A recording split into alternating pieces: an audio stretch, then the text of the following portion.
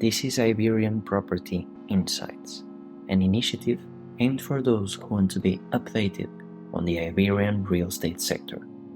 My name is Alexander Lim. The next chapter unveiled. Global elections and interest rates shake up real estate in Europe and Iberia. The new year asks for old traditions. I'm sure we have all made a couple of wishes, alongside with some personal improvement resolutions. I'm hoping that for now they did not have fallout. And probably we also told ourselves that this would be a year of change. Well, this time we might actually be right. A lot will happen. In 2024, our calendars have one more day, and we are called on to vote.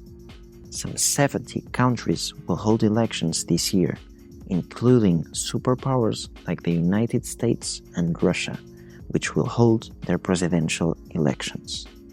In Europe, 2024 will also be the stage for a key moment, as the future of the European Green Deal and the Union's climate policies is at stake. Will the next Commission and European Parliament continue on the climate neutrality path, ensuring that the 2030 targets are met? And most importantly, will they be able to make the energy transition sustainable from a socio-economic perspective? To this, I'm afraid I cannot answer you, but let me give you a glimpse on how this may affect the real estate sector and the investment in Iberia overall. The general rule is that political instability is never good news for the market. Investors work on the basis of predictability and therefore frown upon anything that destabilises the market, particularly at the legal, legislative and fiscal levels. Last year, we faced continued uncertainty over the rise in interest rates, and the tensions generated by the conflicts in Ukraine and the Middle East pushed investors to a wait-and-see approach. The result was a clear decline in the European real estate investment, particularly pronounced in the large transactions segment, as reliance on financing increased.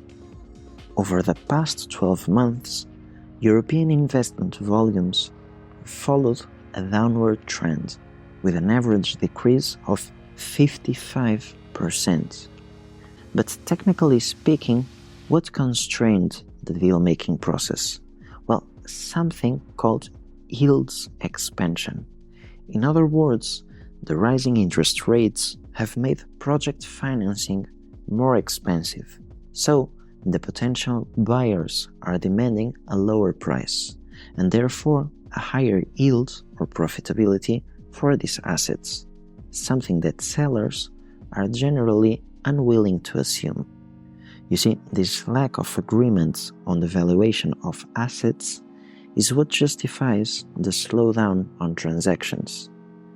The not so good news is that the dynamic of capital markets activity probably will only rebound on the second half of 2024. Still, I'm quite optimistic after seeing Spanish and German sovereign bond yields fall by more than 100 basis points in the recent weeks, which could indicate a 15% increase in the value of real estate assets. So, a greater diversification of portfolios will most likely be the strategy adopted by investors who are looking to balance their level of exposure, directing their investments towards the most resilient segments. But which segments are we talking about? Well, in the case of Portugal, hotels were the star of 2023. And over the next 3 years, more than 100 new hotels are expected to open, offering around 10,000 rooms. This increase in supply, following a year that's consolidating the recovery of tourism activity in Portugal, will most likely contribute to an improvement in all indicators and continued investment strength. Spain followed the same trend where the hotel sector led the real estate investments, representing more than 1/3 of the total volume allocated to the country. More than 180 hotel assets, which corresponds to around 20,000 rooms, were transacted in Spain only last year, and for this next one, 2024, investors remain with their strong appetite and with a clear preference for 4- and 5-star hotels. Also rising as a favorite, the living sector should pose serious opportunities. Build-to-rent, for example, a favorite among many European countries, still hasn't kicked off in Portugal, despite the foreign investors' interest in developing this type of product. It seems that while greater tax incentives are not implemented, such as VAT exemption for the construction of affordable housing, they will unfortunately continue to channel their capital to other countries. On the other hand, on the Spanish territory, build-to-rent, co-living, flex-living, they are all consolidating themselves as a reality and on a steady path to abandon the alternatives label. As for the traditional residential sector, it is expected a continued strong demand for new housing, with a growing presence of international clients in the face of tight supply, which will again be probably reflected in sustained price increases. And finally, another sector I would like to mention is logistics, which is set to make an important comeback in both countries. After a record-break year in 2022, it was seriously hard to keep up with the rhythm throughout last year. But 2024 may mark the return of large portfolio transactions and also of single assets of excellent quality. In times of uncertainty, one thing is sure: high risk, high returns. There will be good opportunities, especially for equity buyers across all asset classes, when they can identify financially stressed owners who require capital in the short term.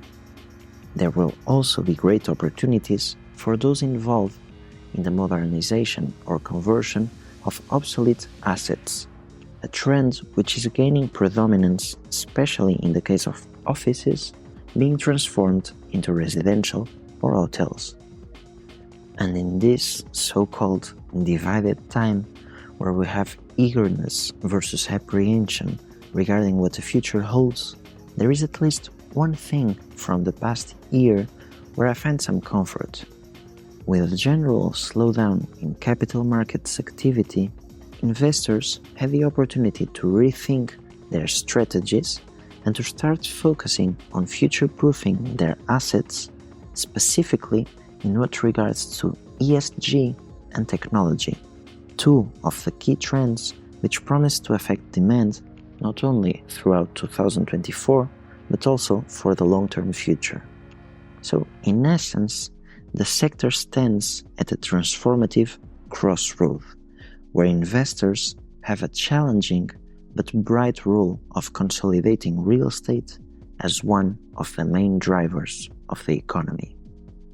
This was Iberian Property Insights, powered by Grupo Iberian.